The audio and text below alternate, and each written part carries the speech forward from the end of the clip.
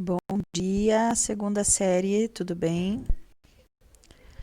Estou aqui com vocês para continuarmos o nosso assunto de química, né? Onde nós estamos falando sobre equilíbrio químico, tá? Coloquei nesta página inicial aqui para lembrar com vocês, retomarmos, né, a parte aqui do nosso conteúdo, onde nós começamos a falar sobre Fritz Haber, né, um cientista brilhante aí que fez história conseguindo sintetizar a amônia, né, a partir do nitrogênio e do hidrogênio do gás, do ar atmosférico, né, da superfície atmosférica, e que contribuiu na época da Primeira Guerra Mundial, acabou contribuindo para que essa guerra se prolongasse, porque diminuiu o custo aos explosivos, né? Pela amônia ser matéria-prima para explosivos, para armamentos, né? Assim como possibilitou a produção de alimentos para bilhões de pessoas. Então, graças ao desenvolvimento de fertilizantes que também utilizam aí a amônia como matéria-prima, né? Então, por muitos considerado um herói, por muitos considerado um criminoso de guerra, tá? Mas é muito comum virem questões em relação a essas descobertas, né, atribuídas aí ao Fritz Haber, certo? Então, recebeu um prêmio Nobel, inclusive, né, em 1918, tá? Outras atribuições aí também na ciência são intituladas a ele, tá? Aqui também o Instituto Fritz Haber em Berlim, que atua até hoje aí em pesquisas também na área de química, na área de física também em geral, tá? Então, depois, né, do processo, na verdade, que ele fez, conseguiu-se fazer acesso muito mais rápido, muito mais barato à produção de amônia, né? Aqui está, no Instituto Fritz Haber, está armazenado, né, esse aparelho que foi utilizado por ele para sintetizar a amônia lá em 1909, tá? E aqui, na sequência, né, mais uma foto da época aqui, na época, trabalhando em seu laboratório, este cientista, tá? Eu mostrei aí também na aula gravada anterior, um segundo, né, cientista, um segundo cientista aqui que foi bastante importante na época, que foi o Carl Bosch, né, que ele aperfeiçoou a técnica já utilizada pelo Haber, né, ele aperfeiçoou a técnica e patenteou, né, e aí conseguiu obter muito rendimento, muito lucro em torno disso, tá? Permitiu que esse processo se tornasse economicamente rentável, né? Que pudesse ser utilizado aí por outras indústrias também, tá? E ele, na época, ele trabalhava em um complexo nazista, né? Ele era presidente de um complexo nazista, então também é tido aí como um vilão em certa parte da história, tá certo?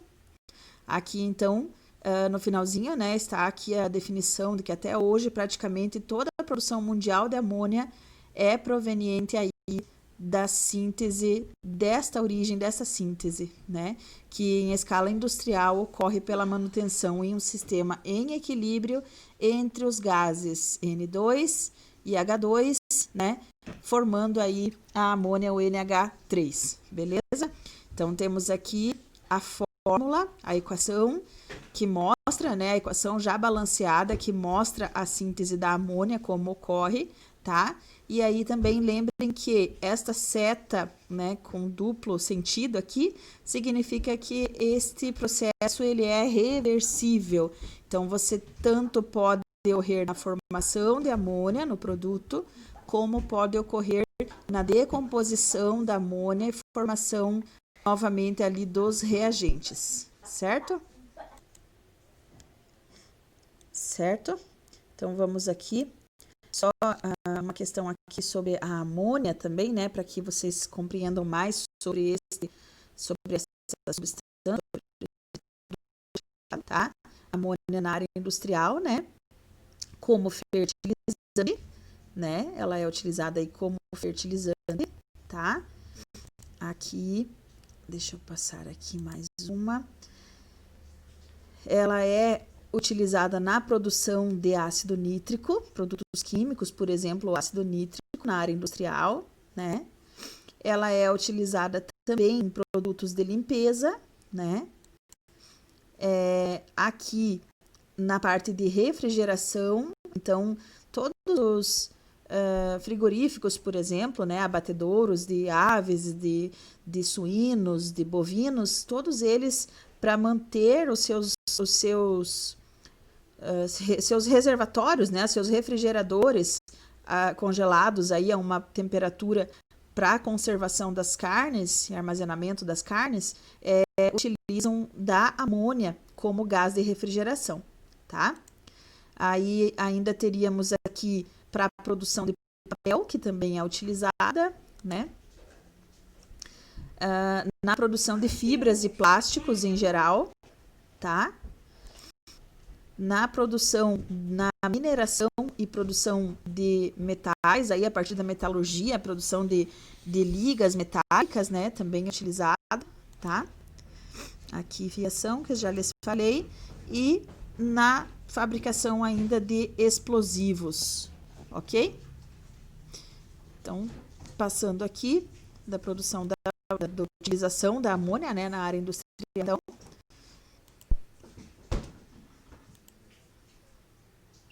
aqui, na sequência, este texto, inclusive que eu pedi, né, para que vocês grifassem aí no texto, na apostila de vocês, grifassem o trecho, né, que destaca o processo de fabricação da amônia, como esse processo interferiu nos campos de batalha durante a Primeira Guerra Mundial, né? Então, esse textinho, ele está ali no texto Conexões, né, na página 6 da apostila, certo?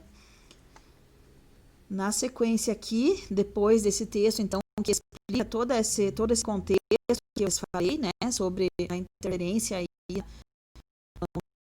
guerra na produção de explosivos, né? Aí, então, entramos aqui no contexto principal da nossa unidade, que é o estado de equilíbrio e a constante de equilíbrio químico, tá?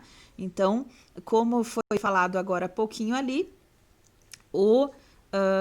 a produção da amônia em si, né? A reação da amônia, ela é uma reação reversível, né? Por isso, é possível, em certo momento, ela entrar nesse chamado estado de equilíbrio, tá? Então, trata-se aqui de uma reação reversível em que os reagentes e o produto são consumidos e formados ao mesmo tempo, ou seja, a reação ocorre nos dois sentidos simultaneamente, ok? Ao representar as reações reversíveis, reagente e produto são separados por uma dupla seta. Quando os reagentes dão origem aos produtos, tem-se a reação chamada de reação direta. E quando os produtos reagem regenerando os reagentes, né, chama-se então de reação inversa, ok? Então, quando ela ocorre no sentido normal, né, da esquerda para a direita, ela é chamada de reação direta, tá?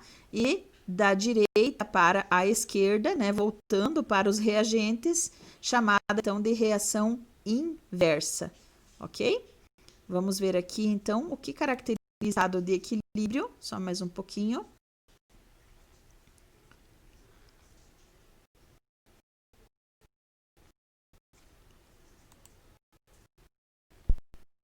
Reações reversíveis incluem, por exemplo, a dissociação de eletrólitos fracos ou a hidrólise de sais. Uma reação de dissociação pode ser representada pela seguinte equação geral, que mostra a dissolução do reagente em dois produtos. A reação reversa envolve a recombinação dos dois produtos em uma molécula do reagente. Se as taxas da primeira e da segunda reação forem iguais, em condições específicas de temperatura, pressão e concentração dos reagentes, dizemos que o sistema atingiu o estado de equilíbrio. Nesse estado, a quantidade de reagente que se decompõe em produtos em dada unidade de tempo é igual à quantidade formada novamente pela recombinação dos produtos. As reações reversíveis são representadas por equações em que o sinal de igualdade entre os reagentes e produtos passa a ter duas setas apontando em sentidos opostos. Então, a partir daqui, né, do estado de equilíbrio, a definição do que é o estado de equilíbrio, né? Aí, a partir desse momento, nós veremos na nossa próxima aula, né, o que também é a constante de equilíbrio, tá? Constante de equilíbrio que, em certos momentos, inclusive, nós podemos calculá-la, né? Vamos dizer, saber o valor, né, que representa aí o cálculo dessa constante, o valor determinado para cada reação química, ok? Então, por hoje, paro por aqui. Nós teremos uma aula ao vivo nessa data, então vamos conversar sobre esse assunto também, né? E na próxima videoaula eu continuo também com vocês aqui a partir da constante de equilíbrio, ok? Então, um abraço e até a próxima aula.